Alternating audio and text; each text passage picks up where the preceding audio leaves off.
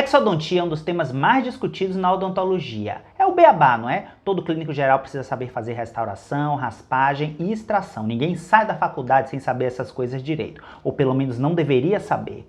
Mas quando o assunto são exodontias minimamente traumáticas para a posterior instalação de um implante, a coisa muda de figura. Existem cuidados adicionais que precisam ser tomados e manobras adicionais que precisam ser realizadas para garantir o futuro sucesso da reabilitação implanto-suportada. Você sabe quais são esses cuidados e essas manobras? Fica comigo até o final que eu te mostro.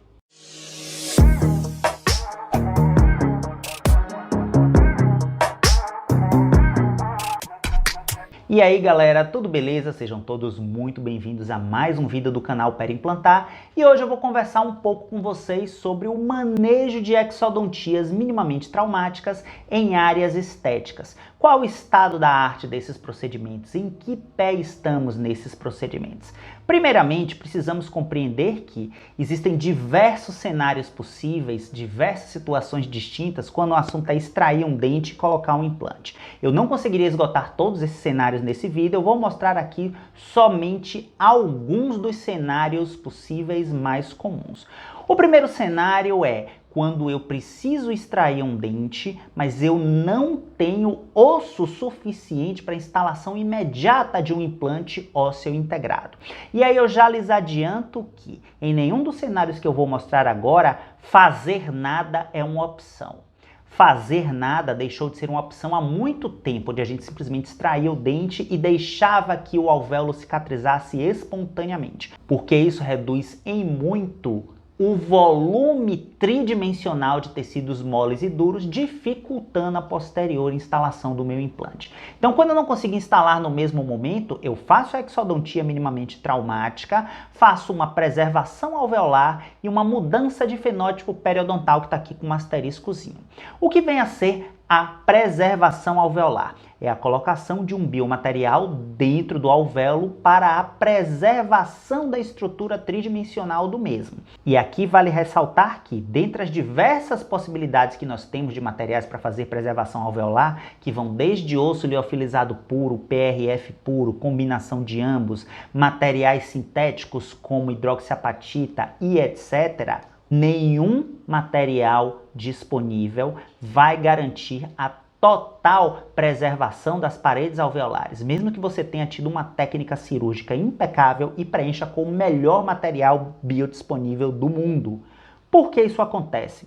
Porque hoje nós já sabemos que quando a tábua óssea vestibular é menor do que 1,5 mm, ou seja, tem menos do que 1,5 mm de espessura, o que acontece na maioria dos casos, essa tábua óssea vestibular é extremamente dependente da presença do ligamento periodontal. Então, quando você extrai o dente e tira o ligamento, você não consegue, com nenhuma técnica, impedir a reabsorção dessa tábua vestibular. Talvez socket shield, mas isso é uma outra discussão.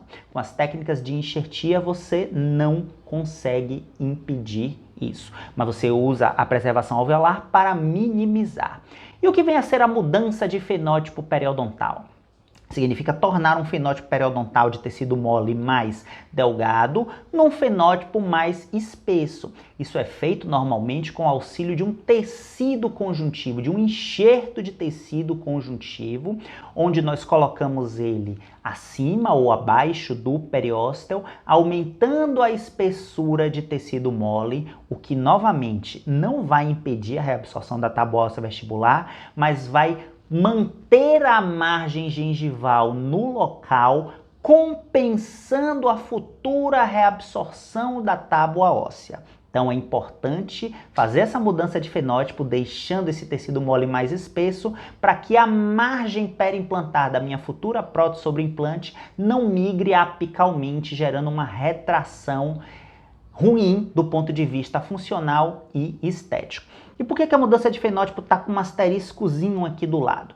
Porque nas situações em que o fenótipo é extremamente favorável, espesso, protegido, esse enxerto de tecido conjuntivo pode não se fazer necessário. Mas eu lhes adianto que isso é a exceção e não a regra.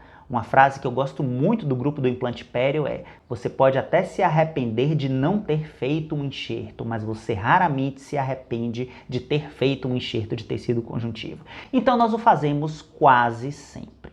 Um outro cenário possível é quando nós temos sim um pouco de osso remanescente para a instalação do implante, ainda que com travamento pobre, ainda que osso de má qualidade, ainda que com dimensões de osso remanescente reduzidas, mas nesses casos nós fazemos sim a exodontia minimamente traumática, a preservação alveolar, juntamente com a mudança de fenótipo, enxerto de conjuntivo, e fazemos sim a instalação de um implante imediato. Nos casos onde o osso é pobre, tanto do ponto de vista da sua disponibilidade volumétrica como da sua densidade, permitindo a instalação com um travamento baixo apenas, nós não podemos fazer nenhum tipo de instalação protética imediata, então nós fazemos o selamento da abertura desse alvéolo. Selamento, sim, é óbvio, porque além da instalação do implante, nós colocamos ali enxerto ósseo, biomaterial, e enxerto de tecido conjuntivo. Não podemos deixar esse biomaterial exposto na cavidade bucal, sujeito à contaminação. Isso acarretaria quase que certamente num fracasso da técnica.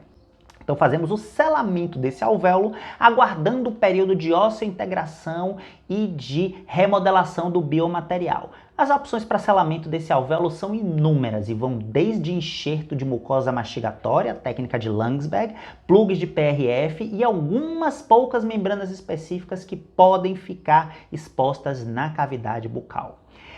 Mas o cenário ideal, e é aquele que hoje é preferido pela maioria dos profissionais, quando é possível, é o que nós fazemos, eu me incluo nesse conjunto, é quando eu tenho uma biodisponibilidade óssea suficiente para instalação de implante com um bom travamento, nós fazemos a instalação desse implante, fazemos a preservação alveolar, fazemos a mudança de fenótipo e fazemos a provisionalização imediata, a instalação de uma coroa provisória imediata.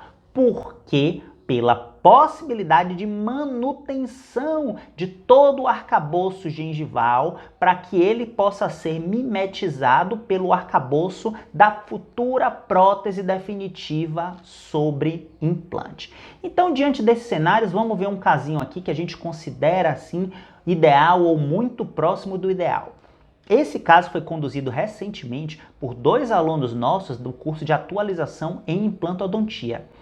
Sim, atualização e não especialização, porque nós entendemos que este passo a passo não envolve nenhuma técnica complexa, exclusiva de quem é especialista, nenhum desses 2 alunos jovens é especialista em nada por enquanto, mas nós entendemos que este passo a passo é uma coisa básica, reprodutível, passível de ser seguida por qualquer profissional que deseje trabalhar com excelência em sua clínica. Observe que esse paciente, é óbvio que o ideal para ele seria a realização de um tratamento ortodôntico prévio. Porém, temos em vista que a maloclusão desse paciente, melhor dizendo, envolve principalmente um pouco de mordida aberta anterior, talvez por conta de um hábito parafuncional na infância, não sabemos exatamente, mas ele tem uma vestibularização da bateria anterior. O restante da oclusão do paciente é bem satisfatória, com chaves de molar em classe 1 e etc. Assim sendo, a instalação de um implante neste momento não inviabiliza uma posterior correção ortodôntica caso o paciente assim o deseje. Óbvio que o ideal é que fosse feito previamente. Mas esse paciente estava com essa situação de um incisivo lateral, um dente 22, com uma reabsorção externa severa. A tomografia mostra pra gente que praticamente não temos mais raiz. Temos aqui coroa, um pouco de pino metálico e um pouco de gutapercha. Entretanto, a tomografia também nos mostra que temos um bom remanescente ósseo, cerca de 17 milímetros de altura e cerca aí de quase mais de 10 milímetros de espessura na parte apical e quase 10 milímetros de espessura aí, talvez, na parte mais crítica. Temos também uma tábua óssea vestibular razoável, que talvez dispensasse a realização de um enxerto de tecido conjuntivo, embora eu fosse fazê-lo de qualquer jeito. Entretanto, temos outros fatores que advogam a favor da realização desse enxerto de tecido conjuntivo. O principal deles é o fato da margem gengival estar muito apical à margem do lateral em relação à margem do central. Então temos que ter em mente que esse enxerto de tecido conjuntivo aí tem dois papéis muito importantes. Primeiro, compensação da migração apical da margem após a remodelação da tábua óssea vestibular. Talvez alguns abrissem mão nesse caso específico, onde tem uma tábua razoável, eu não abriria. Mas a segunda finalidade é muito importante, porque nesse caso não é satisfatório para mim que a minha margem não migre apicalmente, melhor dizendo. O satisfatório para mim é que eu consiga, além de impedir a migração apical da margem, conseguir realizar o tracionamento coronal dessa margem para deixar sim esse incisivo lateral da altura do central ou idealmente mais curto do que o central. Então o enxerto de tecido conjuntivo torna-se imprescindível nessa região. Então foi realizada aí a exodontia de maneira minimamente traumática, uma sindesmotomia realizada com instrumentais delicados e a exodontia realizada com fórceps. Mostramos aqui que a preservação da margem gengival ocorreu nessa vista mais frontal, tanto a preservação da margem como a preservação da tábua óssea vestibular. Instalação de um implante ósseo integrado do tipo Cone-Morse, e aqui nesse caso precisamos frisar que é muito importante não seguir o posicionamento do alvéolo na instalação desse implante. Lembre-se que estávamos diante de um dente extremamente vestibularizado. Se seguíssemos o posicionamento do alvéolo, estaríamos diante de um implante vestibularizado e uma prótese sobre implante vestibularizada. Não queremos esse tipo de situação. Então a instalação do implante foi realizada um pouco mais palatinizada em relação ao alvéolo do dente extraído. Engraçado que essa exodontia, essa instalação de implante, em alguns momentos o paciente sentiu um pouquinho de dor, apesar de ser um procedimento relativamente simples do ponto de vista anestésico. E a gente só conseguiu sucesso absoluto na anestesia quando nós complementamos a nossa anestesia vestibular, do tipo terminal infiltrativa, com um pouco de anestesia do nasopalatino. É uma situação relativamente comum, tanto na extração de incisivos quanto na instalação de implantes em região de incisivos, você precisar complementar um pouco da anestesia na região do forame nasopalatino. Isso não está em livro nenhum, mas é uma situação clínica comum. Se você não sabia dessa situação ou mesmo tem outras dúvidas com anestesia, eu deixo aqui um convite para você participar do nosso workshop Anestesias Locais em Odontologia, um evento 100% online, 100% gratuito, onde numa série de 4 aulas ao vivo eu vou lhe ensinar tudo que um clínico geral precisa saber para anestesiar com excelência no consultório. Link no primeiro link da descrição ou no comentário fixado. Então, após a instalação desse implante, aqui nós podemos ver a área doadora, a sutura na área doadora do enxerto de tecido conjuntivo, que havia sido removido previamente.